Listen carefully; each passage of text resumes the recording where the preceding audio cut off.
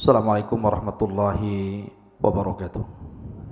Sirah Nabi Allah Ibrahim alaihi salatu wassalam.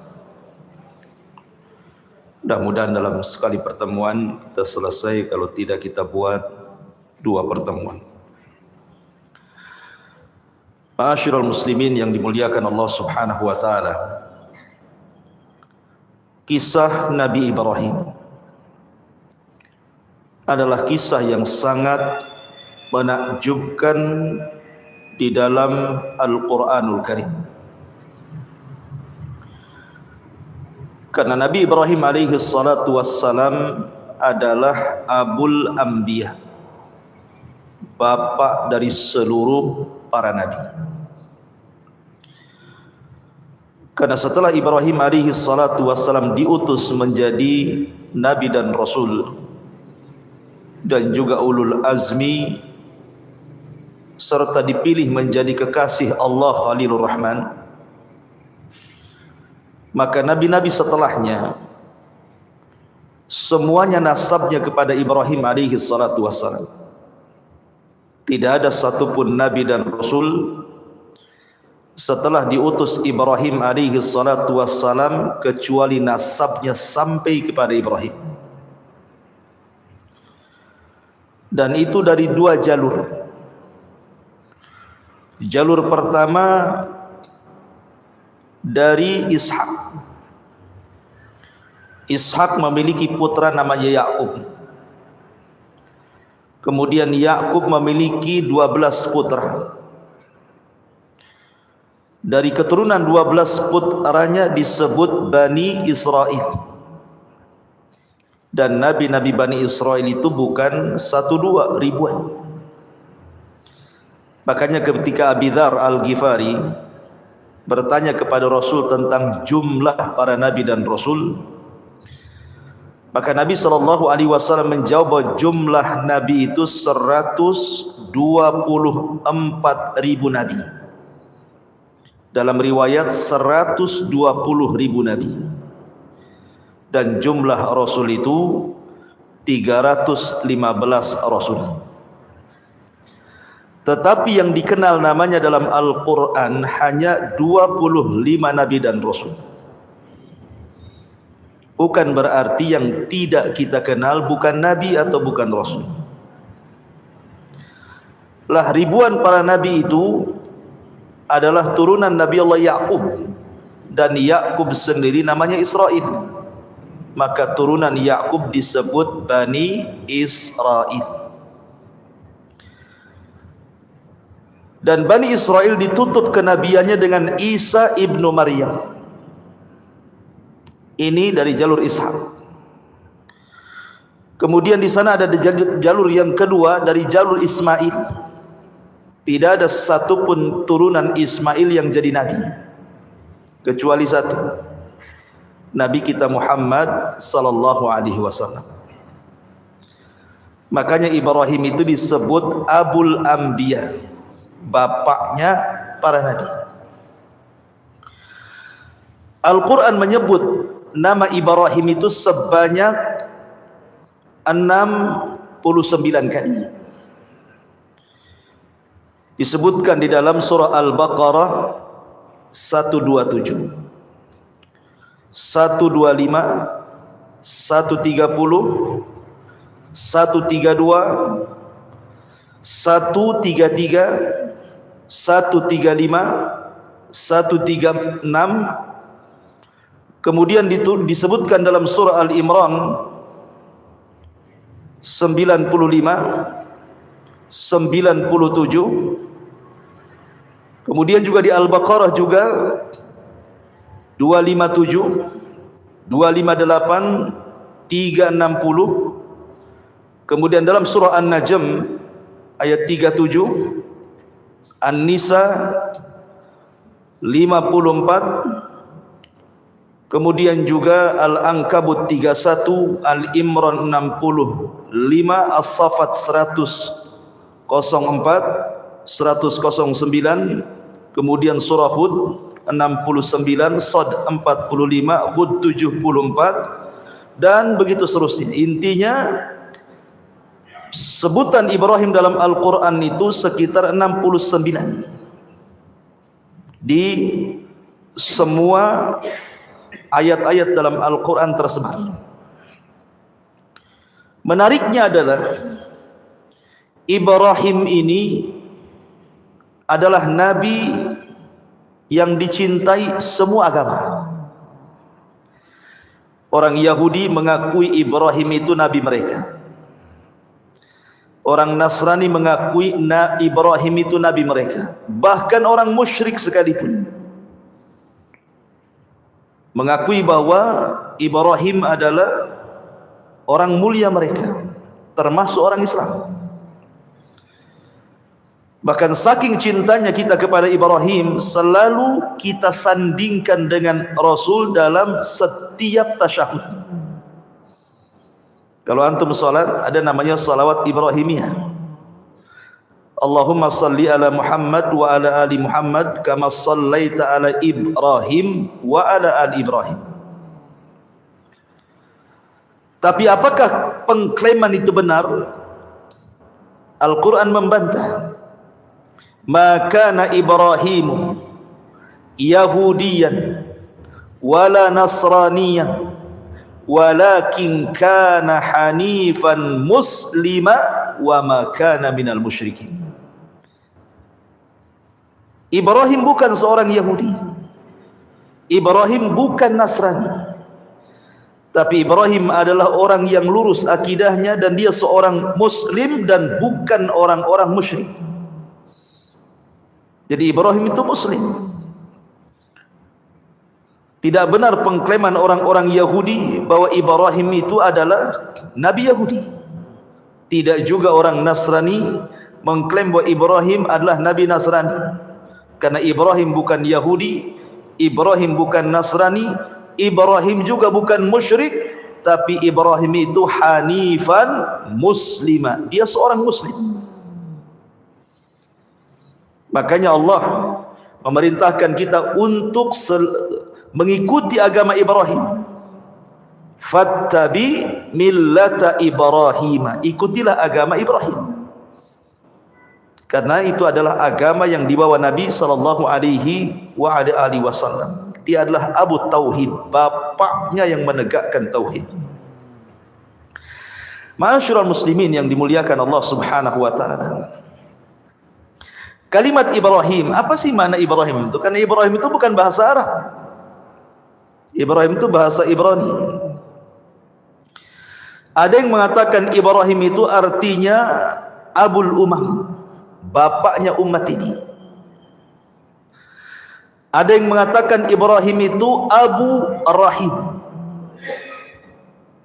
bapaknya Ar-Rahim, yang memiliki kelembutan, karena dia orang yang pertama menjamu tamu dalam sejarah. Ada juga yang mengatakan makna Ibrahim itu artinya Abu Ar-Rafi, bapa yang maha tinggi. Kita mengenal Ibrahim memang tidak ada dalam Al-Quran atau Sunnah Nabi sallallahu alaihi wasallam sejarah Ibrahim itu, kapan waktunya, bagaimana beliau besarnya, itu tidak dijelaskan. Tapi kita akan coba merunut Al-Quranul Karim dengan berusaha untuk mengambil petikan-petikan tafsir. Coba kita runut bagaimana kisahnya Ibrahim biar menjadi sebuah kisah, biar enak gitu ya. Ma'asyiral muslimin yang dimuliakan Allah Subhanahu wa taala. Ibrahim ini memiliki ayah dalam Al-Quran namanya Azar, sebagaimana disebutkan dalam surah Al-An'am, wa idh qala Ibrahimu li abihi Azar. Ketika Ibrahim berkata kepada ayahnya Azar, Quran menyebutnya bahwa ayah Ibrahim itu namanya Azar. Tapi dalam Taurat, nama Ibrahim, bapa Ibrahim itu namanya Tarah. Berbeda kalau Quran mengatakan Azar, kalau orang-orang Yahudi menyebutnya Tarah.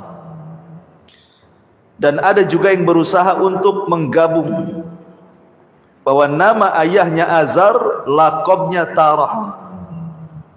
Tapi yang jelas kita ini punya kitab sendiri, Al-Quran. Maka kita memilih pendapat yang ada dalam Al-Quran. Nama Ibrahim itu adalah Azar. Azar sendiri punya 3 putra. Pertama Ibrahim, yang kedua Nahur, dan yang ketiga Haran. Haran inilah ayahanda Nabi Lut. Jadi Lut itu keponakan Ibrahim. Adapun istrinya Sarah bintu Haran, sama-sama Lut bin Haran. Sarah bintu Haran. Tentu Haran di sini berbeda. Kalau Lut itu putra daripada Haran yang merupakan saudara kandung Ibrahim, berarti jatuhnya keponakan Lut itu.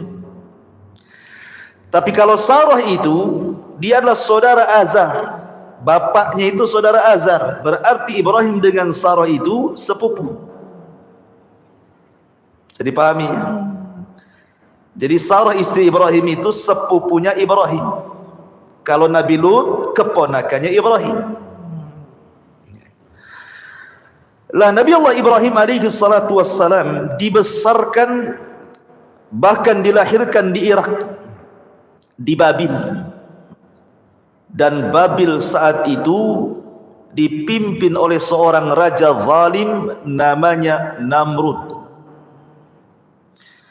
Al-Imam Mujahid beliau mengatakan bahwa di dunia ini ada 4 raja yang pernah menguasai hampir sebagian dunia.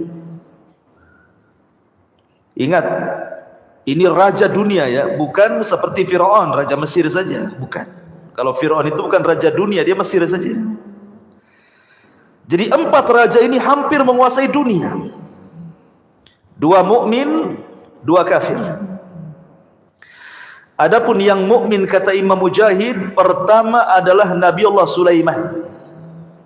Kekuasaannya hampir menyeluruh dunia.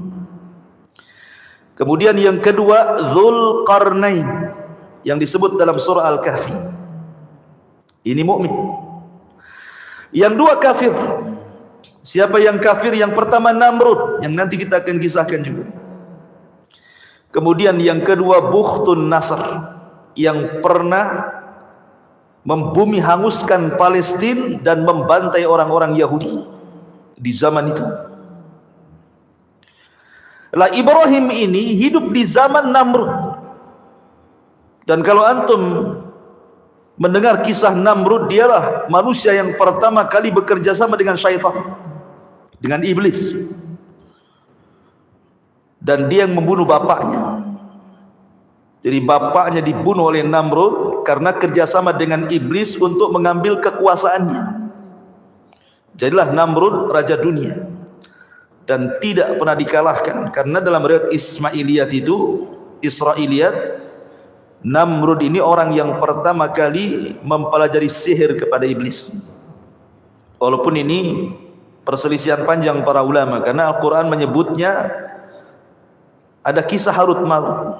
Tentu panjang lagi kisahnya dan banyak perselisihan ulama di sini.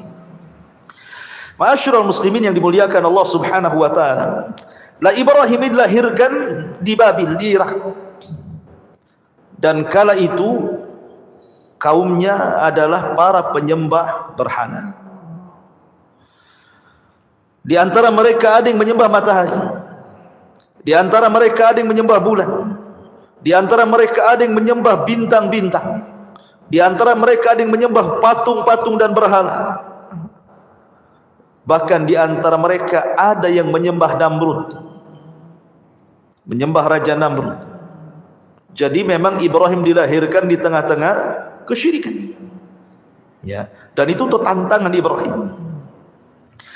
Akan tetapi ma'asyiral muslimin yang dimuliakan Allah Subhanahu wa taala, Nabi Allah Ibrahim ini, walaupun dia terlahir di tengah-tengah umat yang berbagai macam sesembahannya, tapi Allah memberikan fitrah kepada Nabi, kepada nabinya Ibrahim dari kecil tidak pernah menyembah berhala. Padahal bapaknya pembuat berhala, penjual berhala, penyembah berhala. Tapi Ibrahim tidak pernah sama sekali menyembah berhala. Sama dengan Nabi tidak pernah menyembah berhala, supaya tidak ada cacat. Di kemudian hari setelah dia jadi Nabi, kemudian ada kritikan, dulu kau juga menyembah berhala kan, begitu ya. Ibrahim tidak menyembah berhala. Bahkan satu riwayat, Azar ini kan pembuat patung, dan patung yang dijualnya itu, dibuatnya itu untuk dijual dan untuk disembah kaumnya. Jadi Azar itu kalau sudah membuat patung, maka disuruhnya anak-anaknya yang 3 orang ini untuk menjual ke pasar. Haran dan juga Nahur itu kalau jualan patung laris mereka. Kalau Ibrahim tidak pernah satu patung pun ada yang beli, karena cara jualnya begini. Kalau Ibrahim menawarkan patung itu, ishtaru man la yadurrukum wa la yanfa'ukum, belilah patung ini yang tidak bisa mendatangkan manfaat dan tidak bisa mencegah madarat. Kira-kira ada yang beli? Itu bahasa jualannya Ibrahim itu. Yang ada yang belilah, bahasa yang seperti itu. Belilah patung ini, tapi patung ini tidak memberikan manfaat kepada kalian dan tidak memberi madarat kepada kalian. Bahkan terkadang patungnya dibawa ke sungai, suruh minum. Ishrab, minum katanya. Ya nggak bisa minum lah patung. Ya. Jadi kadang-kadang ayahnya marah karena nggak pernah laku. Jadi dari kecil saja fitrahnya itu sudah menolak berhala Ibrahim itu. Maka disebut hanifan. Hanif itu lurus, tidak pernah melakukan kesyirikan, itu disebut hanif.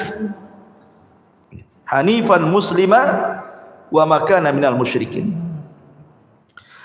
Sebelum saya lanjutkan kisah Ibrahim ini, Al-Quran banyak memberikan sifat-sifat mulia kepada Ibrahim. Pertama, Allah Subhanahu wa taala katakan, inna Ibrahima kana ummatan qanitan lillahi hanifah. Di sini Allah berikan 3 sifat. Sesungguhnya Ibrahim itu kana ummatan. Apa ummat itu? Ummat itu artinya ar-rajulul al-jami'u li hisalil khairi hatta yakuma maqama ummatin minan nas. Kalimat ummat ini artinya seorang laki-laki yang terkumpul sifat-sifat kebaikan padanya. Dimana kalau cerita keimanan, dia orang yang paling beriman. Kalau cerita sedekah, dia orang yang paling sedekah. Kalau cerita zikir, dia orang yang paling zikir. Sebutkan apa saja kebaikan ada pada dia, seolah-olah dia mewakili umat dan pantas untuk dijadikan uswatun hasanah. Kemudian yang kedua, qanitan. Qanit itu artinya luzumut ta'ah, orang yang terus di atas ketaatan. Makanya nanti kita kalau menceritakan Ibrahim dari kecil sampai tua, semua cerita ibadah, semua cerita dakwah, karena dia luzumut ta'ah, di atas ketaatan. Hanifan artinya lurus, tidak pernah melakukan kesyirikan. Kemudian Allah Subhanahu wa taala mensifati Ibrahim dalam Al-Qur'an syakiran li an'ummi, hamba yang senantiasa bersyukur akan nikmat Allah Subhanahu wa taala. Kemudian Al-Qur'an juga mensifati dengan al-hilmu. Inna Ibrahim lahalimun awwabun munib. Ibrahim itu lahalim, orangnya lembut. Nanti kita lihat bagaimana dakwah dia ke orang tuanya, sangat lembut sekali, patut ditiru. Ya. Dan itu modal untuk berdakwah, kelembutan. Kemudian sakha, orangnya dermawan. Bayangkan Ibrahim itu punya peternakan unta. Untuk apa? Untuk dijual? Bukan. Ibrahim itu diberikan kekayaan oleh Allah Azza wa Jalla, dan dia punya peternakan unta. Peternakan unta itu hanya untuk menjamu tamu. Jadi kalau ada tamu sembeli 1 unta, ada tamu sembeli 1 unta, ada tamu sembeli 1 unta. Hanya itu saja, hanya untuk menghormati tamu. Makanya orang yang pertama kali menghormati tamu Ibrahim. Kita mah nggak pernah kalau ada tamu aqua gelas, tamu aqua gelas, tamu aqua gelas, nggak pernah nyembeli ayam antum. Lihat Ibrahim ini sampai punya peternakan unta hanya untuk menjamu tamu saja, luar biasa. Kemudian orangnya sabar sekali. Hartanya untuk menjamu tamu, badannya dilemparkan ke api, anaknya disuruh disembelih. Sabar Ibrahim itu orangnya. Kemudian riayatu li ahli, dia senantiasa memperhatikan keluarganya. Sesibuk apapun Ibrahim berdakwah kepada kaumnya, tidak pernah melupakan keluarganya. Makanya di dalam Al-Quran sering Ibrahim digambarkan bagaimana dia berdakwah kepada bapaknya. Ya abati, wahai ayahku, lima ta'bud ma la yasma wa la yubsir. Kenapa kau sembah zat yang tidak mendengar, tidak melihat? Bahkan Ibrahim pernah berdoa kepada Allah, wajnubni wa baniya an na'budal asnam. Ya Allah, jauhkan aku dan seluruh anak turunanku jangan sampai ada yang menyembah berhala. Jadi memperhatikan keluarganya. Dan itu harusnya punya perhatian bagi kita. Yang pertama kali diperhatikan kepada keluarga, ajari mereka tauhid. Jangan melakukan kesyirikan. Karena umumnya kalau antum pulang ke kampung, keluarga di kampung itu mungkin kurang ilmu, tidak sampai hidayah kepada mereka, ya, masih suka datang ke dukun kan itu ya. Kemudian tangkal-tangkal, jimat-jimat, kemudian tradisi-tradisi yang berbau syirik kan itu ya. Dakwahi mereka. Kemudian juga Ibrahim itu syuja'ah, punya keberanian. Bayangkan dihancurkan patung-patung Namrud itu. Namrud itu raja dunia, ya. Kok bisa dihancurkan patung-patungnya? Kan kalau nggak berani nggak akan mampu tuh. Dia masuk ke daerah khusus di istana, tempat Namrud nyembah berhalanya, dihancurkan berhalanya. Kalau nggak punya keberanian nggak akan bisa. Ya, nanti kita jelaskan dan kita kisahkan. Dan Ibrahim disebut memiliki salamatul qalbi, sebagaimana Allah mengatakan idja'a rabbahu biqalbin salim. Ibrahim itu hatinya betul-betul jernih. Dan sifat-sifatnya banyak lagi. Makanya wajar kalau seandainya Allah mengatakan innallaha astafa Adama wa Nuha wa ala Ibrahima wa ala Imran 'alal alamin. Sungguhnya Allah telah pilih pertama Adam karena dia bapak manusia. Kemudian Nuh karena dia rasul pertama. Kemudian Ibrahim karena dia bapaknya para nabi. Kemudian keluarga Imran karena dia imamnya Baitul Maqdis. Inilah orang-orang yang dipilih dalam Al-Quran itu. Ya. Jadi Ibrahim itu salah satu orang yang dipilih oleh Allah Azza wa Jalla. Ma'asyiral muslimin yang dimuliakan Allah Subhanahu wa taala. Adapun di masa remajanya, bagaimana kisah Ibrahim di masa remaja? Ibrahim ini ketika diangkat oleh Allah Subhanahu wa taala menjadi nabi dan rasul setelah dewasa, maka yang pertama kali dakwah adalah keluarga. Dan itu disebutkan dalam surah Maryam ayat 41 sampai 48, detail di situ. Allah mengatakan wadhkur fil kitabi Ibrahim innahu kana siddiqan nabiyya. Ceritakanlah wahai Muhammad kisah Ibrahim di dalam Al-Quran. Sesungguhnya dia adalah seorang yang sangat membenarkan. Maksudnya seorang nabi. Idh qala li abi, ketika dia berdakwah kepada ayahnya, ya abati lima ta'budu ma la yasma' wa la yubsir wa la yughni anka syai'ah. Lihat bagaimana panggilan Ibrahim kepada ayahnya, padahal ayahnya kafir. Ibrahim tidak memanggil namanya ya Azar, tidak, wahai ayahku, wahai ayahku, tidak pernah memanggil nama.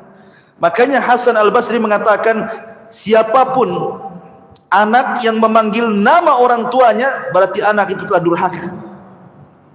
Panggil dengan panggilan yang lembut. Ya abati, wahai ayah, wahai ayahandaku. Mengapa engkau menyembah sesuatu yang tidak mendengar, tidak melihat, tidak dapat menolong kamu sedikit pun? Ya abati, inni qad ja'ani minal ilmi ma lam ya'tik fattabi'ni ahdika siratan sawiyah. Wahai ayahku, sesungguhnya telah sampai kepadaku sebagian ilmu yang tidak diberikan kepadamu, ikuti aku, niscaya aku akan menunjukkan kepadamu jalan yang lurus. Ya abati, la ta'budi syaitan, inna syaitana kana lirrahmani isiya. Wahai ayahku, jangan kau sembah syaitan. Maksudnya apa? Kau nyembah syaitan? Maksudnya jangan mengikuti syaitan gitu, yang menjerumuskan orang kepada kesyirikan. Karena setan itu adalah makhluk yang durhaka kepada Allah. Ya abati, teruslah di kalimatnya, wahai ayahandaku, wahai ayahandaku. Tapi lihat ayahnya kepada Ibrahim. Dia mengatakan, ya Ibrahim, qala aragibun anta an alihati ya Ibrahim. Lihat, ayahnya tidak mengatakan apa? Wahai anakku. Tidak. Ya. Dia mengatakan, wahai Ibrahim, bencikah kau kepada Tuhan-Tuhanku? Azar tidak mengatakan, wahai anakku, bencikah kau kepada Tuhan-Tuhanku? Tidak. Tapi menyebut namanya. Menunjukkan orang kafir itu keras hatinya, tidak punya kelembutan. Orang kafir itu keras hatinya.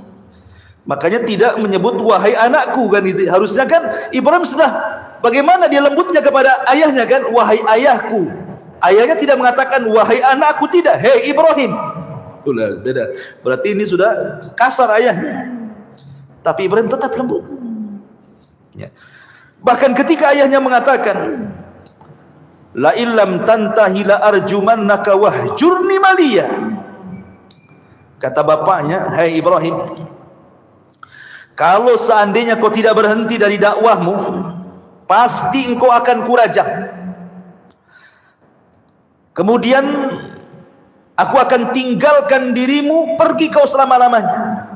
Diusir, bahkan diancam raja. Tapi Ibrahim tetap lembut kepada ayahnya. Qala salamun alayka sa'astaghfiru laka rabbi innahu kana bi khafiyya. Ibrahim mengatakan, semoga keselamatan dilimpahkan kepadamu wahai ayahku, aku akan tetap memohonkan ampun bagimu kepada Tuhanku, sesungguhnya dia sangat baik kepadaku. Walaupun ayahnya keras hati, Ibrahim tetap lembut. Harusnya seperti itu seorang anak kepada orang tua. Terkadang antum diuji oleh orang tua yang memang awam kan itu ya, tidak punya pendidikan agama. Terkadang ngomong itu kasar, yang diceritakan dunia saja, nggak ngirim duit marah dia kan itu ya. Dimakinya anaknya, dikutuknya anaknya kan itu ya. Tak jarang orang tua seperti itu.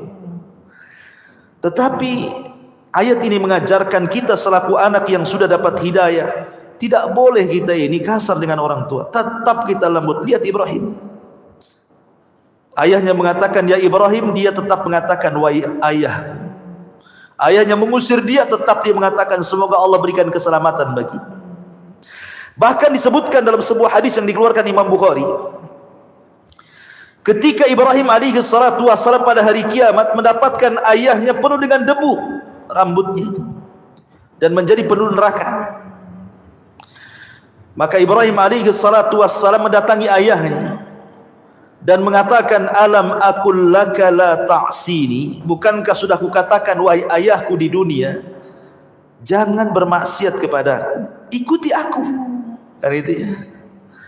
Tapi ayahnya mengatakan, fal yaum la a'sik, hari ini aku tidak mungkin bermaksiat kepadamu, aku akan mengikuti apapun yang kau ajak wahai Ibrahim. Tetapi kemudian Ibrahim berdoa kepada Allah, ya Rabb, innaka wa'adtani alla tuhzini yauma yub'atsun. Ya Rabb, bukankah kau sudah berjanji kepadaku tidak akan membuat sedih sampai hari dibangkitkan. Tolonglah ayahku, jangan masuk neraka. Tapi Allah mengatakan kepada Ibrahim, inni haramtul jannata 'alal kafirin. Wa Ibrahim, ku haramkan surga untuk orang kafir. Ayahmu pasti masuk neraka. Tapi lihat sampai kelembutan Ibrahim ketika nanti pada hari kiamat meminta kepada Allah agar ayah jangan dimasukkan ke neraka kan. Begitulah kelembutan Ibrahim dalam berdakwah gitu maksudnya. Luar biasa. Ya. Ma'asyiral muslimin yang dimuliakan, setelah dia berdakwah kepada keluarga, di sini tidak sebutkan kepada ibunya karena tidak ada kisahnya. Semua kepada ayahnya. Kemudian mulailah Ibrahim berdakwah kepada seusianya, kepada teman-teman duduknya. Karena antum pasti punya teman-teman duduk gitu ya, di warung kopi di mana kan adalah ya. Mulailah Ibrahim itu datang ke mereka, mulai berdakwah. Dan itu disebutkan dalam surah Al-An'am, wa kadzalika nuriya Ibrahim malakutas samawati wal ard waliyakuna minal muqinin. Dan demikianlah kami memperlihatkan kepada Ibrahim kekuasaan yang kami tunjukkan di langit dan di bumi, dan agar dia termasuk orang-orang yang yakin. Ketika datang malam, Ibrahim kumpul dengan kawan-kawannya, khusus para penyembah bintang. Datang dia ngobrol, ya kan? Kemudian setelah melihat bintang, kata Ibrahim, hadza rabbi. Oh, boleh jadi bintang itu Tuhan kita. Wah, senang kawan-kawannya. Seolah-olah Ibrahim pro dengan mereka, gitu ya, mengakui ketuhanannya. Karena selama ini mereka tahu Ibrahim itu keras orangnya. Oh, Ibrahim sudah mengakui bahwa bintang Tuhan kita. Terus Ibrahim ngobrol sampai pagi. Tiba-tiba bintangnya hilang. Apa kata Ibrahim?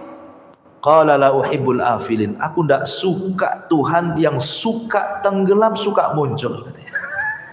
Kok Tuhan kadang-kadang tenggelam, kadang-kadang muncul? Ini Tuhan apa, katanya? Enggak jadi, kecewa lah kawan-kawannya ini. Ya. Kemudian besoknya dia datang lagi ke orang-orang seusia dia, khusus para penyembah matahari, para penyembah bulan. Ngomong gitu juga. Ketika melihat bulan, oh jangan-jangan itu Tuhan kita semua. Ini umat yang nyembah bulan senang. Oh, Ibrahim sudah tobat, mengakui bulan itu Tuhan kita, katanya. Terus Ibrahim ngobrol sampai pagi. Tiba-tiba bulannya hilang juga. Apa kata Ibrahim? Falamma afala qala la illam yahdini rabbi la akunanna minal qaumidz zalim. Aku tidak suka lah Tuhan ini kadang muncul kadang tenggelam. Sungguh jika Tuhanku tidak memberikan petunjuk kepadaku, niscaya aku termasuk orang-orang sesat. Sama juga bulan dengan bintang, muncul lagi tenggelam lagi, muncul lagi tenggelam lagi. Tuhan apa ini, katanya. Kemudian setelah itu Ibrahim datang kepada umat khusus para penyembah matahari. Kemudian setelah melihat matahari, dia sedang ngobrol-ngobrol dengan para penyembah matahari dan mengatakan, hadza rabbi hadza akbar. Oh, mungkin ini Tuhan yang benar, lebih besar dibandingkan matahari, bulan dan juga bintang. Ini lebih besar. Jangan-jangan ini Tuhan kita. Oh, senang para penyembah matahari itu. Rupanya Ibrahim terus ngobrol sampai sore. Matahari pun tenggelam. Gimana Tuhan ini semuanya muncul tenggelam, katanya. Maka Ibrahim mengatakan, qala ya qaumi inni bari'um mimma tusyriku. Wahai kaumku, aku berlepas diri dari kalian, dari kesyirikan yang kalian lakukan. Aku tidak akan nyembah Tuhan yang kalian sembah. Ibrahim seperti ini bukan berarti Ibrahim sedang cari Tuhan. Ibrahim ini konteksnya sedang berdakwah. Dia tahu Tuhannya Allah, tapi dia ingin berhujah kepada orang-orang yang menyembah bintang, menyembah bulan dan menyembah matahari, bahwa yang kalian sembah itu tidak benar, gitu maksudnya. Makanya Ibrahim masuk ke wilayah mereka, masuk ke wilayah sini, masuk ke wilayah sini, maksudnya kan, seolah-olah Ibrahim itu bagian dari mereka, untuk berhujah kepada mereka bahwa bintang, bulan, matahari itu bukan Tuhan. Makanya Allah mengatakan dalam surah Fussilat ayat 37, wa min ayatihi al-lailu wan-nahar wasyamsu wal-qamar la tasjudu lisyamsi wala lil-qamar wasjudu lillahilladzi khalaqahunna in kuntum iyyahu ta'budun. Dan dari tanda-tanda kuasa Allah, ada malam, ada siang, ada matahari, ada bulan. Jangan kalian sembah matahari, jangan kalian sembah bulan. Sembahlah Allah yang menciptakan itu semuanya, kalau kalian betul-betul beribadah kepada Allah. Selesai berdakwah kepada yang seusianya, mulailah Ibrahim berdakwah kepada kaum secara keseluruhan, kaum Kaldania. Allah Subhanahu wa taala berfirman dalam surah Al-Ankabut 16 sampai 18. Wa Ibrahim idh qala liqaumihi u'budullaha wattaquh dzalikum khairul lakum in kuntum ta'lamun innama ta'buduna min dunillah awthanan wa takhluquna ifkan innal ladzina ta'buduna min dunillah la yamlikuna lakum rizqan fabtaghu indallahi rizq wa'buduhu washkuru lahu ilaihi turja'un wa in tukadzibu faqad kadzdzaba umamum min qablikum wa ma 'alar rasuli illal balagul mubin. Dan ingatlah ketika Ibrahim berkata kepada kaumnya, sembahlah Allah, bertakwalah kalian kepada Allah, yang demikian itu lebih baik bagi kalian. Jika kamu mengetahui sesungguhnya yang kamu sembah selain daripada Allah itu hanyalah berhala-berhala, batu-batu, pohon-pohon saja, dan kamu membuat kebohongan seolah-olah mereka Tuhan. Sesungguhnya apa yang kalian sembah selain Allah itu tidak mampu memberikan rizki kepadamu, maka mintalah rizki kepada Allah, sembahlah Dia, bersyukurlah kepada Allah, hanya kepadanya kamu akan dikembalikan. Ibrahim mengatakan, Tuhan yang kalian sembah itu loh nggak dapat rizki. Bahkan disebutkan dalam ayat, seandainya nih ada lalat mengambil satu butir nasi sesajen untuk berhala, berhala itu tidak akan sanggup mengambilnya. Satu butir nasi yang diambil lalat kemudian pergi, berhala tidak akan bisa merebutnya. Nggak percaya, coba aja. Antum kasih sesajen untuk berhala itu, ambil satu nasi, antum pergi, dikejar nggak antum? Kalau dikejar hati-hati antum. Iya. Ma'asyiral muslimin yang dimuliakan Allah Azza wa Jalla, Ibrahim pakai logika itu, berdakwah dengan logika dia kan. Tuhan mulu tidak ada manfaatnya, tidak ada madarat, nggak mendatangkan madarat juga, nggak bisa mendatangkan rizki, ngapain disembah? Ma'asyiral muslimin yang dimuliakan Allah Subhanahu wa taala. Kemudian setelah Ibrahim berdakwah kepada ayahnya, kepada seusianya, kemudian kepada kaumnya secara keseluruhan, mulailah Ibrahim berdakwah kepada Namrud, kepada raja. Ingat, dalam syariat kita afdalul jihad kalimatul haq inda sultanil jair. Seutama-utama jihad itu kalimat yang Anda lontarkan dari kalimat kebenaran kepada pemerintah yang zalim, kepada penguasa yang zalim. Karena kalau kita menyampaikan kebenaran kepada penguasa yang zalim itu risikonya besar, bisa ditangkap, dipenjara, dibunuh, kan gitu ya. Tetapi tentu dengan cara yang bijak. Tidak boleh menasihati pemerintah di hadapan panggung, di medsos, nggak boleh. Ya, itu akidah ahli sunnah. Tapi menasihati secara sembunyi-sembunyi kebenaran itu memang berat. Kalau tersinggung antum bisa kena pasal karet kan itu. Masuk antum, dimasukkan ke penjara. Terkadang dihilangkan antum itu. Jadi Ibrahim ini betul-betul berdakwah kepada Namrud. Ketika Namrud ini membuat acara kerajaan, mungkin kalau di negeri kita ini Agustusan lah kan itu. Karena kan dulu kan sistem kerajaan kan itu. Apa kata Namrud? Dibuatlah pesta besar di lapangan. Istana kosong, ada semua ke lapangan, tumpah ruah di lapangan. Kata Ibrahim, tallahi, bersumpah dia, demi Allah, la akidanna asnamakum ba'da an tuwallu mudbirin. Sungguh aku akan melakukan tipu daya terhadap berhala-berhala kalian setelah kalian pergi meninggalkannya. Jadi ketika istana kosong, betul-betul kemudian ditinggalkan oleh pengurus-pengurus kerajaan dan juga Namrud, dan tumpah ruah di lapangan, Ibrahim masuklah ke dalam istana. Padahal sebelumnya Ibrahim ini pura-pura sakit, bapaknya ngajak, Ibrahim ayo Ada acara tuh. Apa kata Ibrahim? Saya sedang sakit Pak, katanya. Inni maridtu, saya sedang sakit. Padahal Ibrahim sehat. Ini dusta pertama Ibrahim. Ibrahim itu pernah berdusta 3 kali. Sebab itulah dia tidak bisa berikan syafaat, karena dusta 3 kali ini. Tapi dusta bukan dusta kayak kita. Kalau dusta kayak kita beda gitu. Antum jualan, itu antum dusta di situ. Ini dustanya untuk dakwah. Maka kata ayahnya, ayo pergi. Kata Ibrahim, dah, aku lagi sakit. Akhirnya pergi, tahu-tahu sembuh kan itu ya. Masuklah dia ke dalam istana. Faja'alahum judzadan illa kabiran lahum. Maka Ibrahim menghancurkan semua berhala dalam ruangan itu, kecuali 1 patung yang besar, dibiarkan tidak dihancurkan. Kemudian palunya diletakkan di lehernya. Ibrahim keluar. Ya, zaman itu kan nggak ada CCTV masalahnya, kan nggak tahu siapa yang melakukan, ya kan. Namrud ketika selesai ulang tahun, masuk dia ke ruangan tempat berhalanya. Kaget tidak kepalang, bagaimana semua berhalanya hancur kecuali 1. Kata Namrud, siapa yang melakukan ini? Maka diutuslah pasukan-pasukan mata-mata untuk mencari siapa pelakunya. Allah takdirkan, ketahuan pula. Kemudian dikatakan oleh mereka, sami'na fatan yadhkuruhum yuqalu lahu Ibrahim. Wahai raja, kami mendengar ada rupanya anak muda. Fatan, lihat bahasanya, anak muda. Ada anak muda yang melakukan ini terhadap Tuhan-Tuhan kita, namanya Ibrahim. Kata Namrud, tangkap Ibrahim itu. Maunya apa anak itu? Ditangkaplah Ibrahim, diinterogasi.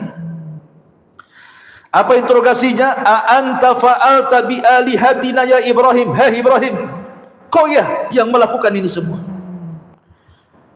Kata Ibrahim, kejahatan itu kalau harus dibuktikan kan harus ada 2 alat bukti. Ini dia kalau di negara kita ya. Mana buktinya? Baik saksi atau tertulis katanya. Tak ada. Justru alat buktinya bukan ada pada saya. Kemudian menunjuk kepada patung. Sebenarnya yang melakukan bukan saya, itu loh yang melakukan. Lihat jarinya 1, 2, 3, 4 ngarah sama dia. Jempolnya ngarah sama patung. Itu loh. Ini namanya tauriah. Ya. Jadi Ibrahim mengatakan, no, yang sana no, gitu maksudnya ya. Padahal ini jari nunjuk ke dia kan. Tapi jempolnya nunjuk. Kenapa demikian tauriahnya? Karena kalau antum megang palu, kalau antum pegang palu pakai jempol saja tidak akan kuat. Ya kan? Tapi kalau antum pegang palu dengan 4 jari pasti kuat. Itu kan, paham ya? Sebenarnya yang melakukan itu ini loh, jari-jari 4 ini ya. Tapi jempolnya ditunjukkan ke patung, gitu maksudnya. Itulah patungnya. Buktinya, alat buktinya ada di situ. Tuh palunya gantung di situ, gitu maksudnya. Sebenarnya Ibrahim itu bukan hendak menghancurkan patung. Buat apa dihancurkan coba? Oh, bapaknya pembuat patung, nanti dibuat lagi, dihancurkan lagi, dibuat lagi, sampai kapan? Bukan itu maksud Ibrahim itu. Ibrahim itu ingin membuka otaknya Namrud dan orang-orang yang menyembah berhala. Kalau hanya sekedar menghancurkan patung, besok dibuat lagi, dihancurkan, dibuat lagi, sampai kapan kan itu? Bukan itu tujuan Ibrahim, bukan. Ibrahim itu ingin membuka akal mereka bahwa itu bukan sesembahan yang hak yang kalian sembah. Makanya lihat, perhatikan. Kemudian mereka mengatakan, ketika mereka mengatakan, farajau ila anfusihim faqalu annakum antumuz zalimun thumma nukisu ala ru'usihim laqad alimta ma haula'i yantikun. Lihat bahasa mereka. Maka mereka kembali kepada diri-diri mereka. Ketika Ibrahim menunjuk bahwa yang melakukan itu patung yang besar itu, maka mereka kembali kepada diri mereka sendiri, mulai sadar. Lalu mereka berkata kepada sesama mereka, sesungguhnya kamulah yang mendolimi diri-diri sendiri. Kemudian mereka menuduhkan kepada menundukkan kepala lalu berkata, "Hei Ibrahim, pasti kamu tahu bahwa berhala-berhala itu tidak mungkin bicara. Kamu ngomong yang salah itu yang besar sana," kata kaumnya. "Ya tidak mungkin lah saya nanya dia," gitu maksudnya bahasanya. "Masa saya nanya dia, kamu sudah tahu dia nggak bisa bicara," katanya. Itu kan sebenarnya dari situ bantahan bagaimana? Loh, kalau sudah tidak bisa bicara ngapain disembah gitu maksudnya. Akhirnya qala Ibrahim mengatakan, "Afata'buduna min dunillahi ma la yanfa'ukum syai'an wa la yadurrukum. Uffil lakum wa lima ta'buduna min dunillahi afala ta'qilun," kata Ibrahim. Mengapa kamu menyembah sesuatu selain Allah yang tidak dapat memberi manfaat sedikit pun ataupun mendatangkan madarat? Celaka kalian, dan apa yang kalian sembah selain daripada Allah, mana akal kalian, kata Ibrahim. Ketika hujah mereka kalah, maka mereka tidak bisa berhujah kecuali dengan cara lain. Mereka tidak bisa berhujah lagi di hadapan Ibrahim. Ketika mereka tidak bisa hujah, apa kata mereka? Qalu harriquhu wansuru alihatakum in kuntum fa'ilin.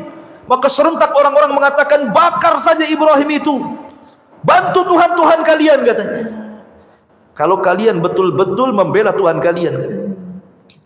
Akhirnya kemudian Ibrahim pun diadili dan diputus harus dibakar. Akhirnya semua manusia dikumpulkan dalam satu lapangan, dan Raja Namrud meminta semua pasukan mencari kayu bakar. Bahkan setiap satu rumah harus membawa kayu bakar. Bayangkan, setiap rumah membawa kayu bakar. Setinggi apa tuh kayu bakarnya itu? Satu kota Batam setiap rumah bawa kayu bakar, taruh di Engku Putri sana itu. Gak muat Engku Putri itu, kan itu ya. Dibakar sampai tinggi sekali tuh. Ibrahim belum dimasukkan supaya orang melihat, beginilah orang yang kurang ajar kepada Namrud bernasib sama dengan Ibrahim. Dibuatlah manjanik. Manjanik itu ketepel besar gini, gitu ya. Jadi boleh ketepel taruh sini, Ibrahimnya lempar gitu. Dibuatnya ketepel, taruh di sini Ibrahim, kemudian disaksikan oleh orang banyak, dilempar betul-betul ke dalam lautan api itu. Di tengah-tengah antara ketepel dan api itu datang malaikat. Malaikat menawarkan pertolongannya. Jibril, Mikail, semua. Bahkan Mikail menawarkan hujan biar padam tuh api itu. Tapi Ibrahim alaihi salatu wassalam mengajarkan tawakal yang kuat dan mengatakan, amma ilaika fala wa amma ilallahi fabala, kata Ibrahim. Adapun saya harus meminta pertolongan kepada kalian, oh tidak. Tapi kalau kalian suruh meminta pertolongan kepada Allah, ya. Maka Ibrahim mengatakan, hasbunallah wa ni'mal wakil, ni'mal maula wa ni'man nasir. Cukuplah Allah penolong. Ketika Ibrahim masuk ke dalam api, semua binatang datang meniup supaya padam, kecuali satu binatang, tokek pula datang niup-niup supaya gede. Si tokek ini, semua binatang itu niup supaya padam, si tokek ini niup supaya besar. Makanya Nabi SAW memerintahkan untuk membunuh wazak, ya tokek dan sejenisnya lah ya, cicak, tokek, bahkan berpahala tuh. Sekali pukul mati pahalanya besar, ya. 2 kali pukul kurang pahalanya, 3 kali pukul kurang, dipukul-pukul gak mati-mati. Berarti cicak-cicakan nih. La haula wala quwwata illa billah. Makanya kenapa cicak itu sunahkan dibunuh. Apakah kemudian cicak sekarang ini menerima kesalahan tokek di zaman Nabi Ibrahim? Gara-gara tokek moyang saya gitu, saya yang kena imbasnya dibunuh. Nggak ada kaitan. Ya, memang itu perintah. Ya. Ketika Nabi SAW memerintahkan sesuatu untuk dibunuh, berarti memang ada madaratnya. Seperti kenapa Rasul memerintahkan untuk membunuh tikus. Memang tikus itu fawasik, binatang fasik, suka nyuri. Ya. Kalau jengking, ular suruh dibunuh. Karena memang binatang yang membahayakan. Ini ular pula dirawat sama orang. Kan ada tuh orang lawat ular yang gede-gede itu, tidur pula sama ular dia. Banyak kejadian lah orang rawat ular dipatuk ular pula dia mati. Ya.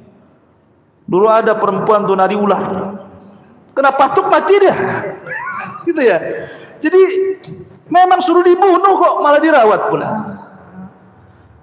Kecuali binatang-binatang yang memang tidak boleh dibunuh. Seperti kodok, nggak boleh dibunuh kata Rasul. Karena kodok ini salah satunya adalah dia untuk membunuh hama-hama padi. Kalau dibunuh, padinya banyak ini kan. Ada pula sate kodok. Kodok tuh nggak boleh dibunuh. Kalau antum ingin sate kodok nggak apa-apa, makan hidup-hidup, keluar hidup-hidup. Nggak bisa kan? Nggak boleh dibunuh kodok itu.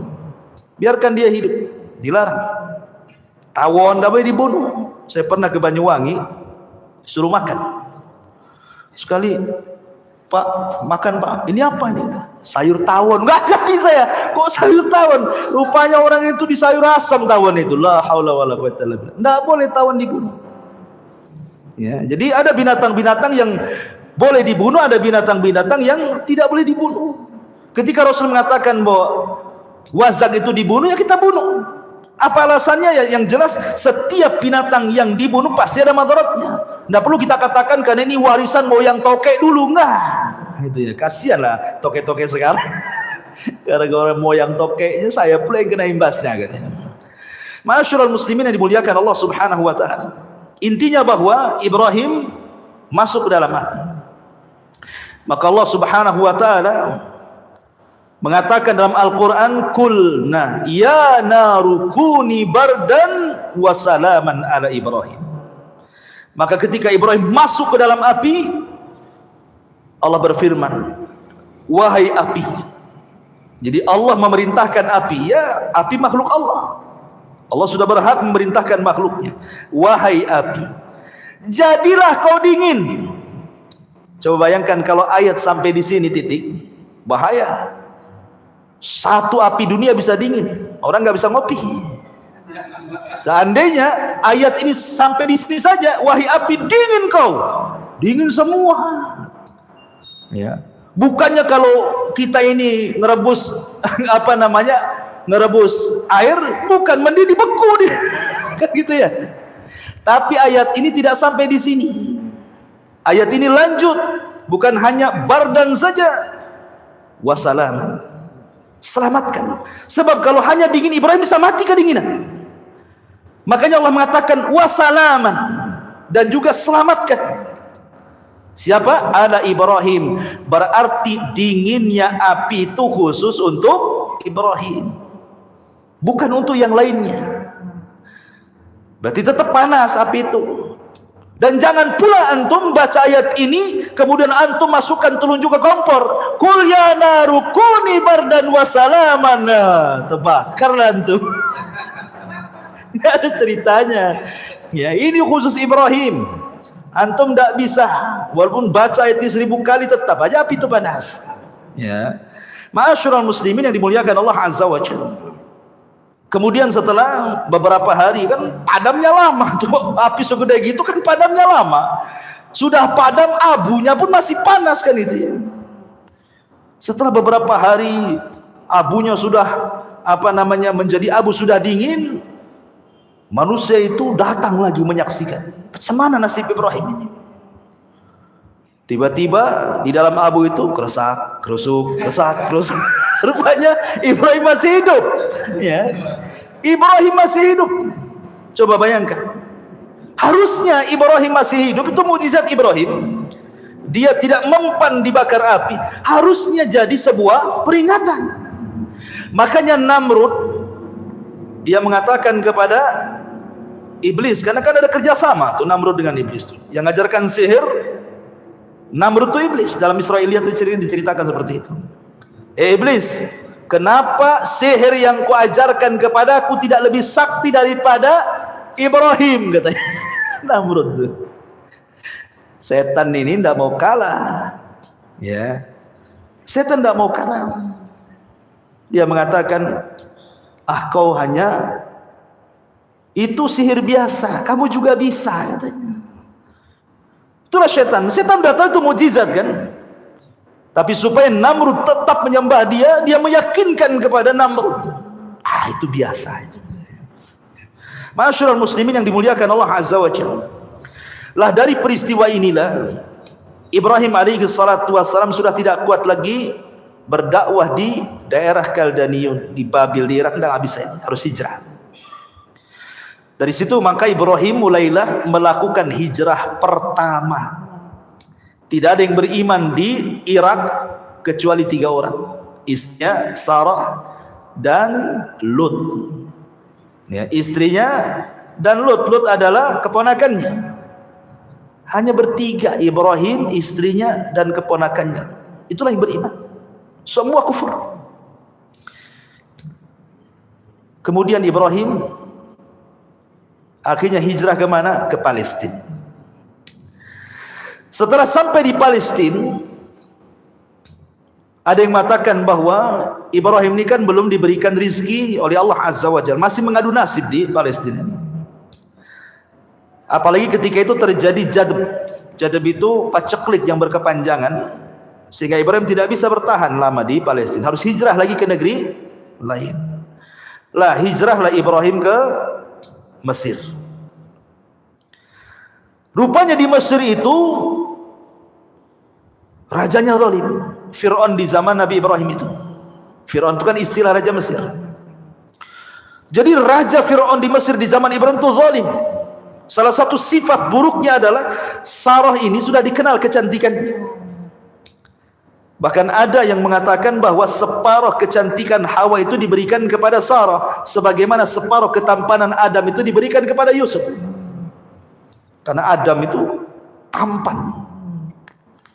Makanya kita tidak terima kalau teori Darwin itu kita asumsi. Karena Darwin mengatakan bahwa asal muasal manusia dari kera kan. Kera cakep apa ganteng? Jelek kera pula. Enggak apa-apa Darwin saja yang jelek. Kita orang Islam turunan Adam. Adam tuh cakep, separuh kecakapannya diberikan kepada Yusuf saja. Wanita-wanita bisa ngiris-ngiris jari itu dengan pisaunya. Lah ketika kemudian Ibrahim sampai di Mesir, Ibrahim mengatakan karena raja ini tabiatnya jelek, dia kalau melihat istri orang cantik gak terima, pasti dibunuh suaminya, diambil istrinya. Ya. Makanya Ibrahim berbohong kedua kali. Tadi yang pertama berbohong di ibunya, di bapaknya, ngajak keluar bilang sakit. Yang kedua berbohong di raja, ketika mengatakan tuh patung itu yang nakal, aku ndak nakal katanya. Nah ini yang berbohong ketiga nih, ngomong sama istrinya, raja ini, kalau kau tahu kau istriku, kau akan ditangkap. Katakan kau saudariku. Tauriah juga maksudnya bukan saudari di sini, saudari beneran, maksudnya saudari seagama gitu maksudnya. Tapi katakan kau saudariku, dan jangan kau katakan aku suamimu. Katakan aku ini saudaramu. Tapi karena Sarah ini cantik memang, datanglah prajurit-prajurit raja ini, nggak peduli walau ngaku saudari-saudara, kalau cantik diambil. Kan gitu ya. Diambil akhirnya Sarah ini. Dibawa ke istana. Ibrahim hanya bisa terdiam dan melakukan sholat. Nah, ini pentingnya. Kata Rasul, kalau ada masalah, sholat. Ibrahim lagi pusing dari istrinya diculik sama raja, sholat dia. Wasta'inu bis sabri was sholat. Kita pertolongan dengan sabar dan salat.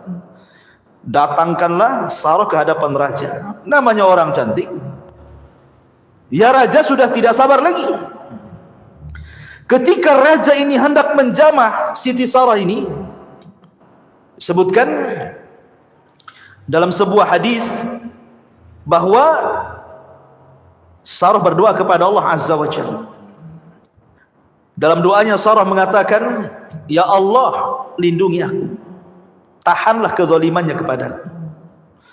Tiba-tiba ketika raja hendak mendekati Sarah, kayak orang setruk, nggak bisa digerakkan tangannya. Kemudian raja mengatakan, berdoalah kau kepada Allah agar tanganku tidak seperti ini. Akhirnya Sarah berdoa, dibalikin lagi tangannya, sehat lagi.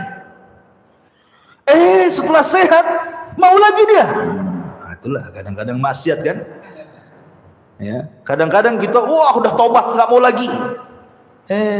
Balik lagi ke maksiat itu, kan itu ya. Itulah setan tuh. Ya. Mau jamah lagi, Sarah berdoa lagi, setruk lagi dia. Sampai 3 kali raja ini ketakutan.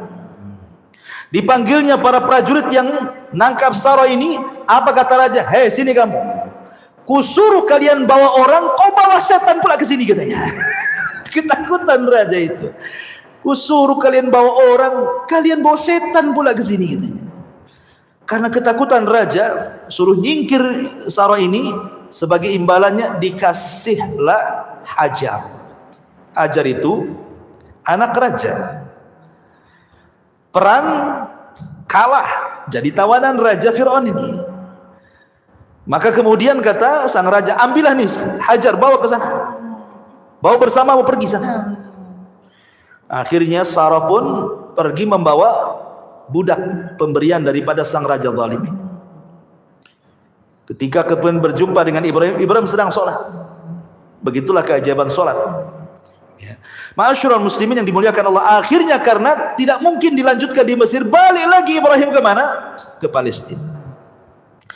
Lah Ibrahim ini ikhwatu fiddin muliakan Allah Subhanahu wa taala. Usianya sudah lanjut. Setiap hari dia berdoa kepada Allah Subhanahu wa taala, Rabbi habli minas salihin. Ya Allah, anugerahkan kepadaku anak yang saleh. Tapi tidak kunjung dikasih. Karena sudah tua, istrinya sudah nenek-nenek, bahkan dikatakan mandul. Tapi Ibrahim tidak jenuh mengatakan, Rabbi habli minas salihin, ya Rabb, anugerahkanlah kepadaku anak yang saleh. Kenapa Ibrahim minta yang saleh? Karena kalau anak itu saleh, menjadi qurratu a'yun, menjadi penyejuk mata orang tua. Tapi kalau anak jahat, terkadang orang tua ini keceplosan ngomong, nak, baiknya kau mati saja lah. Ngapain? Kalau tahu kau kayak gini, ngapain ku lahirkan dirimu? Bagus waktu bayi ku cekik kau, katanya. Kan gitu ya. Ada orang tua yang saking kesalnya sama orang tua, sama anak itu, sampai ngomongnya aneh-aneh itu. Udah tahu gini kau cekik, mati kau, katanya. Karena enggak soleh. Sumpah hati orang tua. Makanya Ibrahim itu minta anak yang soleh. Kita juga sama. Doa kita kepada anak-anak itu, ya Allah jadikan anak kita yang soleh, jadikan, supaya anak itu menjadi penyejuk mata gitu maksudnya. Tapi Allah Subhanahu wa taala tidak kunjung memberi. Akhirnya kemudian Hajar ini, Sarah ini, cobalah mencari solusi. Karena dia tahu bahwa suaminya kepengen punya keturunan, apalagi suaminya seorang nabi, harus ada keturunan kan gitu. Jadi Sarah ini mengatakan, ya Ibrahim, ambillah budakku ini, Hajar, nikahilah. Akhirnya kemudian Ibrahim pun menikahi Hajar dan menggaulinya. Kemudian Allah takdirkan Hajar hamil. Oh, rupanya perlu dipancing. Antum kalau sudah menikah lama, tidak punya anak, dipancing poligami, biar punya anak. Ya. Ma'asyiral muslimin yang dimuliakan Allah Azza wa Jalla. Kemudian ini kalau udah dipancing kok istri kedua tak punya anak lagi, poligami lagi. Sampai kapan dan balik gitu ya. Taib. Akhirnya kemudian setelah punya anak nih Ismail, maka Ibrahim ini nampak namanya udah tua, tiba-tiba dikaruniai anak, kan luar biasa kecintaannya kepada Ismail. Namanya cinta kepada anak, tidak mungkin pula tidak cinta sama ibunya. Tentu ya cinta juga sama ibunya. Inilah yang membuat cemburu Sarah. Tetapi Allah Subhanahu wa taala apabila menghendaki sesuatu pasti menghidupkan sebabnya kan. Memang harus ada sebabnya. Hajar ini harus pindah dari situ. Kan tidak mungkin langsung, ayo Hajar kita berangkat ke Mekah, kan nggak gitu. Harus dibuat sebabnya dulu, skenarionya dulu kan. Jadi Sarah ini mulai cemburu karena Ibrahim ini selalu mendekati Ismail. Otomatis yang mendekati Ismail dekati ibunya juga lah kan gitu. Jadi terkadang Sarah itu mencari-cari Ibrahim ke sana kemari, nggak ada. Oh, pasti dia sama Sarah. Saking cemburunya akhirnya dia memanggil Hajar. Kemudian oleh Sarah, Hajar itu bajunya diikat tali, kemudian ujung talinya diikat batu. Jadi kalau kemana-mana kan batu ini diseret-seret kan tahu tuh. Mungkin kalau bahasa sekarang ini dikasih GPS lah. Cuman kan pakai batu GPS. Jadi tahu nih, ini ada bekas jalan batu nih. Oh, di situ kan, itu maksudnya. Saking cemburunya tuh. Begitulah orang dulu. Sama juga, antum kok cemburu sama antum, hati-hati, handphone antum ada GPS-nya tuh. Bang di mana bang? Batu Haji. Nagoya kata. Masalah ini. Masyarul muslimin yang dimuliakan Allah Azza wa Jalla. Kemudian akhirnya Allah Subhanahu wa taala merintahkan Ibrahim untuk memisah Hajar dan Sarah. Di sinilah mulai hikmah kenapa terjadi seperti ini.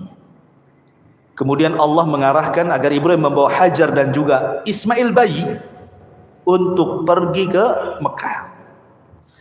Mekah itu bukan kayak sekarang mentereng, tidak.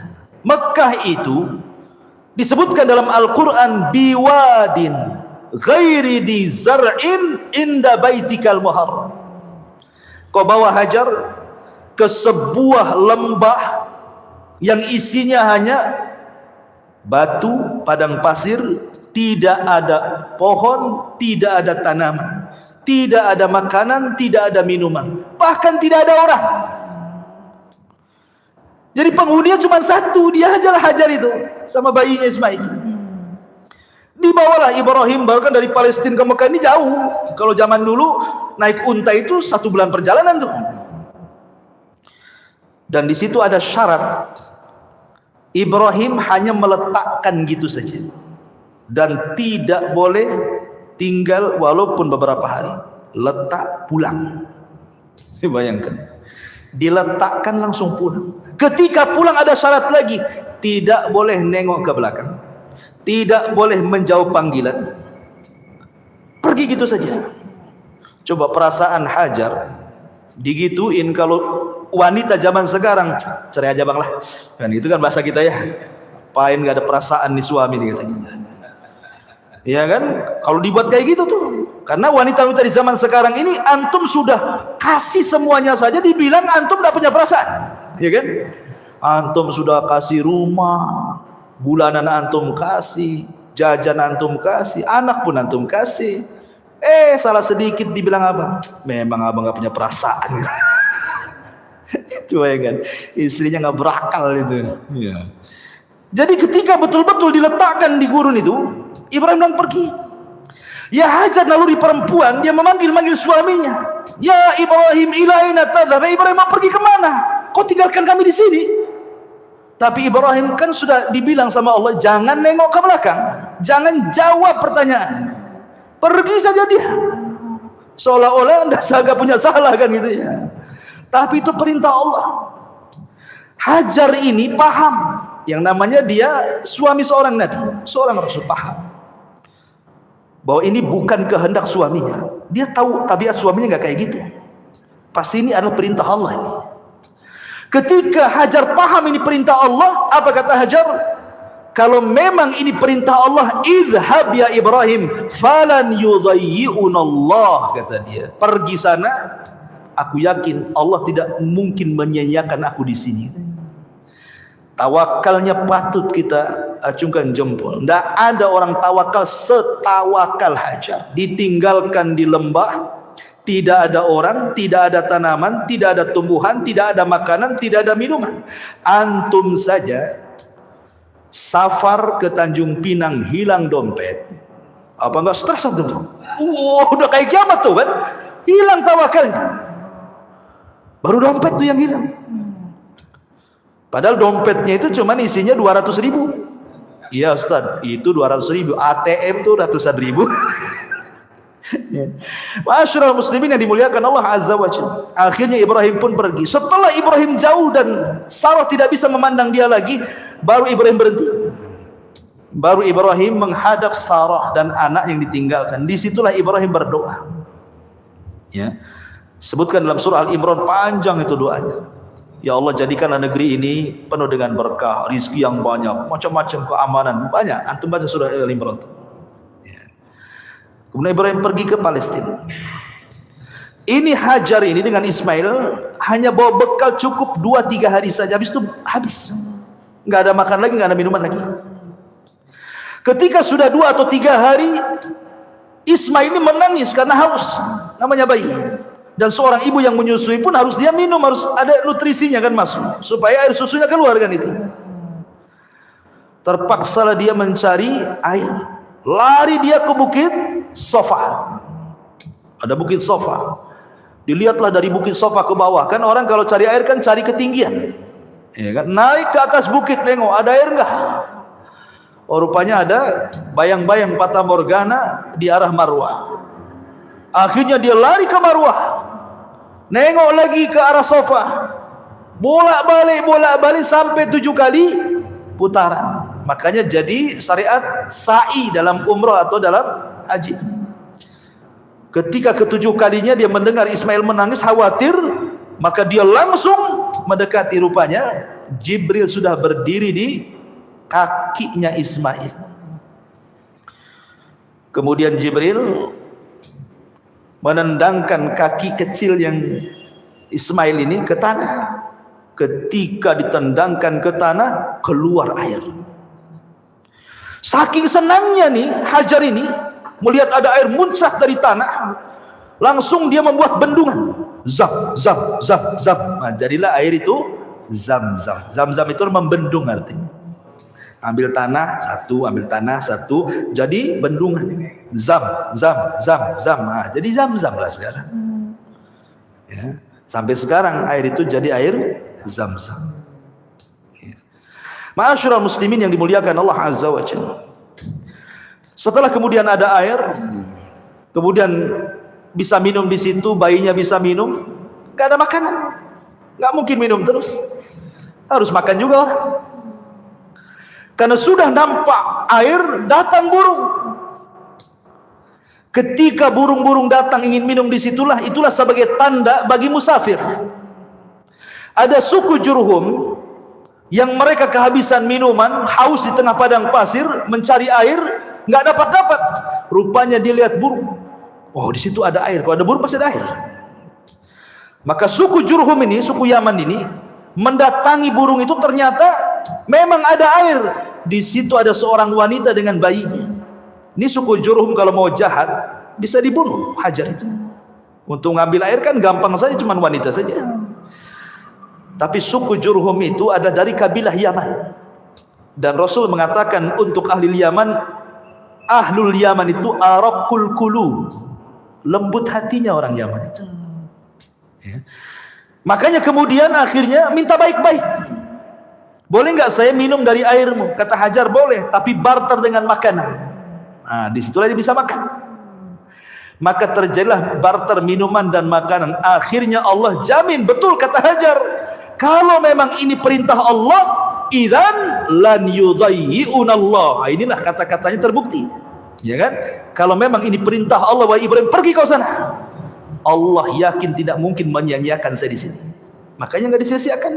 Datang dengan sebab itu dapat makanan. Sehingga suku Jurhum itu akhirnya menjadi tempat singgah suku Jurhum di situ. Kalau dia safar ke sana kemari, singgahnya di situ.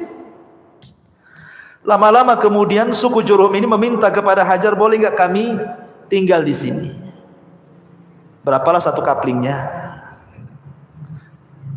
Akhirnya diizinkan tinggal 1 tenda, 2 tenda, 4 tenda, 7 tenda, 100 tenda. Jadilah kampung kabilah Jurhum di situ. Disinilah Ismail ketika mulai sudah bicara, maka dia belajar bahasa Arab kepada suku Jurhum. Dan dia orang yang paling fasih dibandingkan Jurhum itu sendiri bahasa Arabnya. Makanya Ismail disebut musta'rib. Arab itu terbagi 3. Ada al-Arabul Badiyah, ada al-Arabul Baqiyah, ada al-Arabul Musta'rab.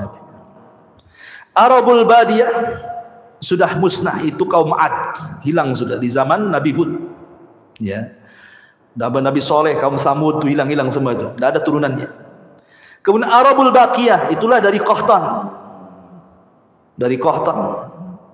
Kemudian ada Musta'rab. Musta'rab inilah orang Arab, orang bukan Arab tapi pasti berbahasa Arab. Itulah Ismail. Ya. Makanya Ismail bukan Nabi Arab. Nabi Arab itu cuma 4. 1 Hud, 2 Saleh, 3 Syu'aib, 4 Nabi kita Muhammad SAW yang betul-betul lahir di Arab. Tapi Ismail kan lahirnya di Palestina. Dia orang Palestina dia. Ya kan? Baru hijrah ke Mekah kan itu. Belajar bahasa Arab kepada suku Jurhum. Akhirnya pandai bahasa Arab dan menikah dengan suku itu. Ya, dengan suku Jurhum. Dan punya anak sampai turunnya kepada Rasulullah. Jadi Arab dulu itu yang menguasai Jurhum sebelum perang dengan suku lain namanya Khuza'ah. Suku Jurhum ini masih mengikuti agama Ibrahim dan Ismail, mentauhidkan Allah, karena Ismail berdakwah kepada mereka jadi muwahhidun, orang-orang yang bertauhid. Dijajahlah sama Khuza'ah, kalah Jurhum ini. Karena ditakut kalau seandainya Zam-Zam dikuasai mereka, ditimbun pula Zam-Zam sama suku Jurhum. Ketika mereka balik ke Yaman dikuasai Khuza'ah, maka Zam-Zam hilang. Baru diketemukan di zaman Abdul Muttalib. Dialah yang menemukan Zam-Zam yang dipendam Jurhum itu. Ya, kita kembali ke kisah. Jadi setelah Ismail kemudian bergaul dengan suku Jurhum, kemudian juga sudah dewasa, Allah mengatakan dalam Al-Quran, falamma balagha ma'ahu sa'ya. Ketika Ibrahim usianya sudah sampai sa'ya. Sa'ya itu artinya sudah bisa diajak bicara, dikatakan usianya sudah antara 10 sampai 15 tahun.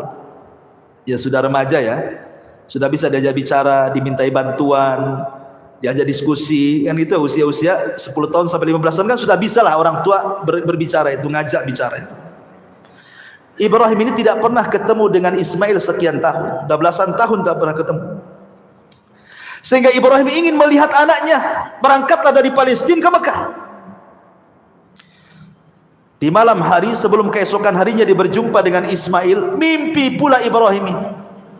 Dalam mimpinya dia menyembelih putranya Ismail, betul-betul disembelih. Ibrahim pun ketika terbangun dia termenung. Bagaimana tidak?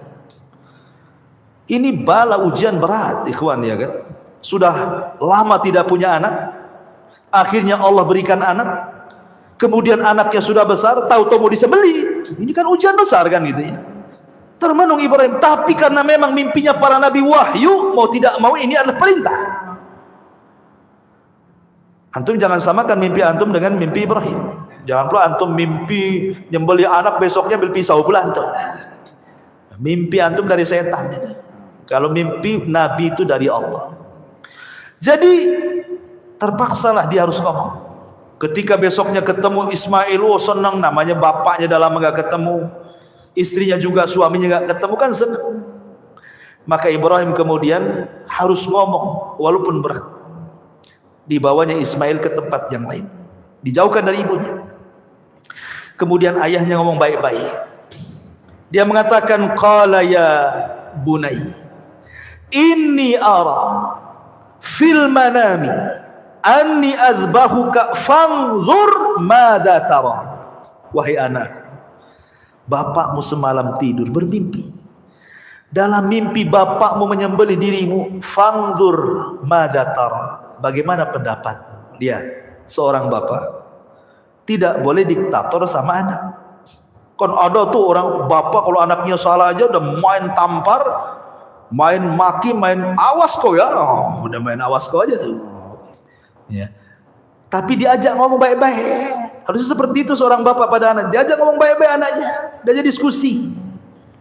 Ya. Libatkan diskusi. Menurut adik gimana ya bagusnya? Padahal jelas-jelas kalau dia berpendapat pun tidak bermutu ya pendapatnya. Tapi untuk ngajari dia berpendapat, apa salahnya? Kalau nak menurut kamu gimana? Nggak apa-apa. Seperti Ibrahim ini ngajak diskusi kan? Fangdur madzatar. Menurutmu gimana nih?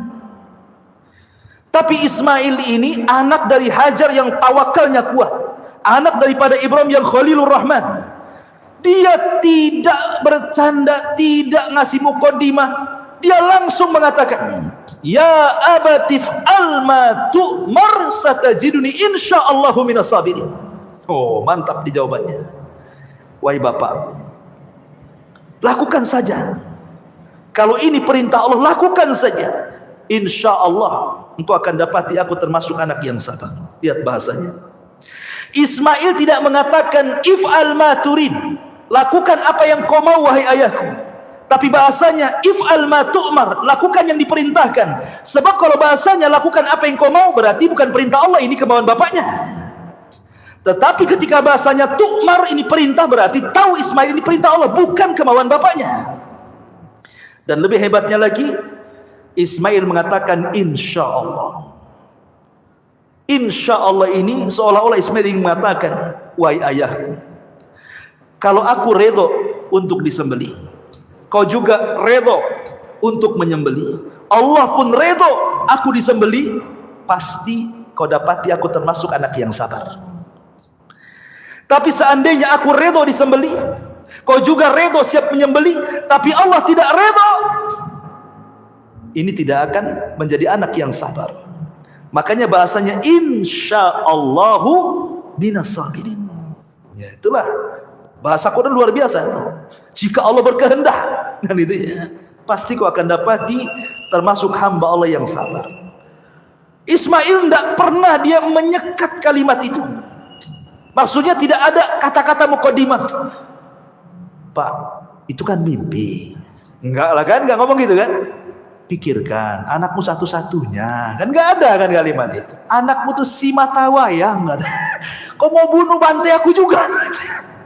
Kan itu. Nanti kau tak punya anak lagi gitu. Tak ada. Ismail ngomong langsung, tegas, jelas. Wahai bapakku, kalau ini perintah Allah, lakukan. Insya Allah anakmu termasuk anak yang sabar.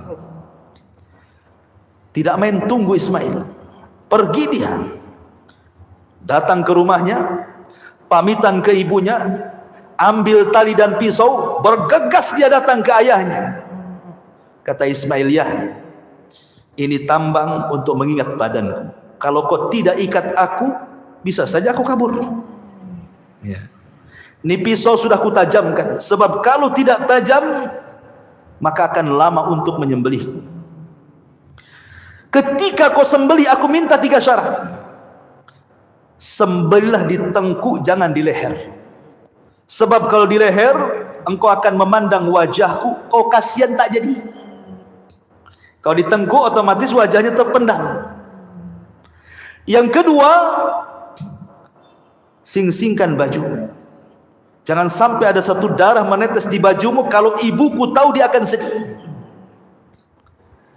Dan yang ketiga, segerakan sembelihannya. Akhirnya Ibrahim pun betul-betul lah dia letakkan pisau. Betul-betul sudah dijalan-jalankan, seperti sudah digini-ginian pisau itu. Subhanallah, Allah buat tumpul pisau itu. Sebagaimana Allah menjadikan tongkat Nabi Musa ular, sebagaimana Allah jadikan api Ibrahim tidak membakar, Allah pun bisa membuat pisau tajam jadi tumpul. Jadi tumpul, tidak bisa disembelih gini-gini. Ketika betul-betul kesungguhan Ibrahim menyembelih putranya juga tidak bisa-bisa, tiba-tiba Allah subhanahu wa ta'ala berfirman, wa nadainahu ayya Ibrahim qad saddaqta ru'ya. Tiba-tiba dari langit ada panggilan dari Allah, Ibrahim, engkau sudah membenarkan mimpimu. Seolah-olah apa? Engkau sudah lulus ujian. Kau sudah lulus ujian.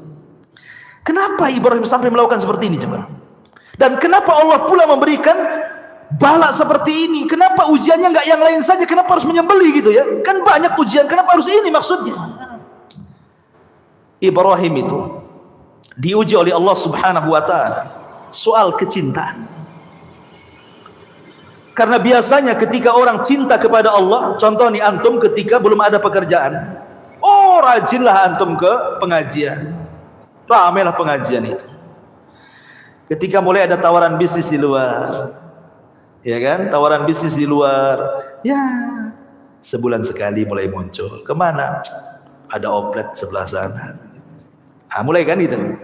Ketika Ibrahim ini cinta dengan Allah, Tiba-tiba ada anak.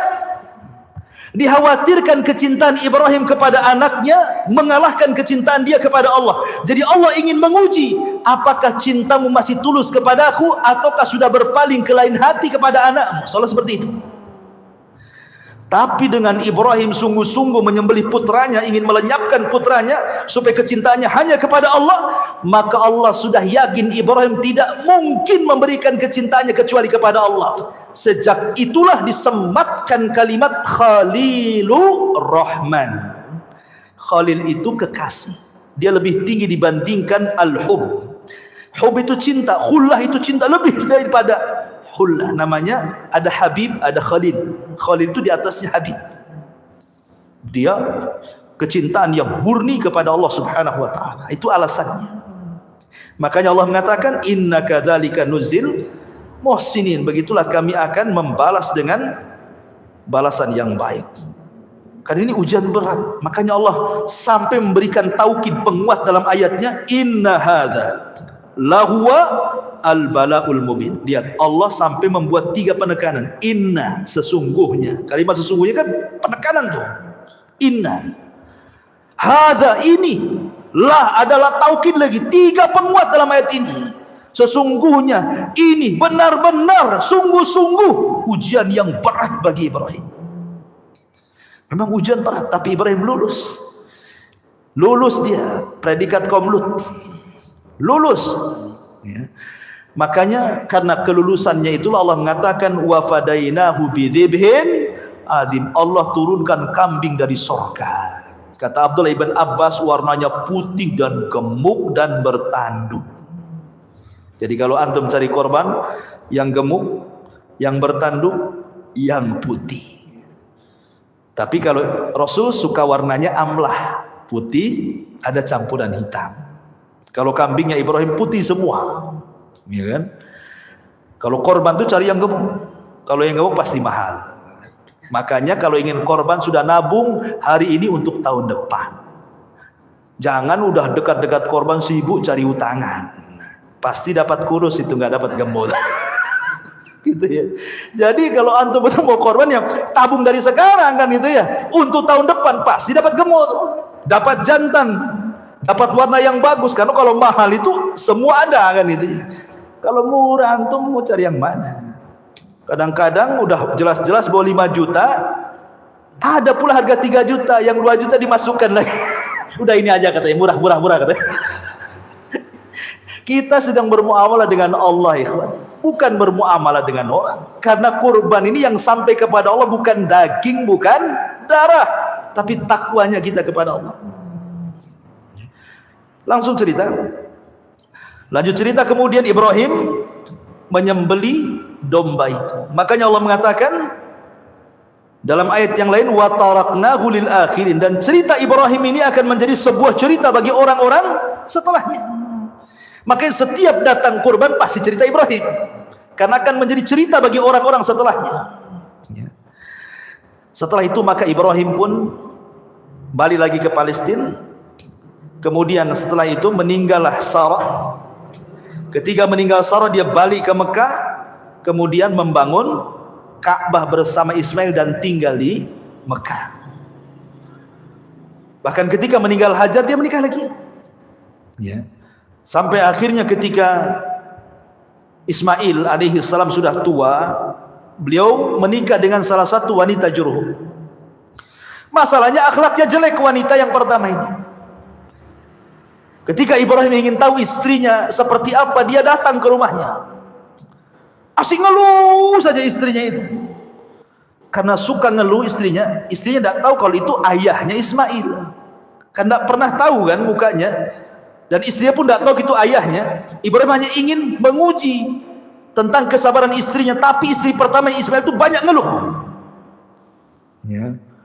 Dan sifatnya perempuan kan ngeluh ya, biasanya. Akhirnya kata Ibrahim, sampaikan kepada suamimu, ghayyir atabatababik, ganti tangga yang menuju rumah depan, itu saja. Pergi dia. Datang Ismail, cerita istrinya, bang, tadi ada orang tua begini, tahu-tahu dia berwasiat kepadamu, ghayyir atabatababik, suruh ganti tangga menuju tempat depan rumahmu. Kata Ismail, oh kamu tidak paham, itu ayahku, berarti dia menyuruh aku untuk menceraikan kamu. Ceraikan istri pertama.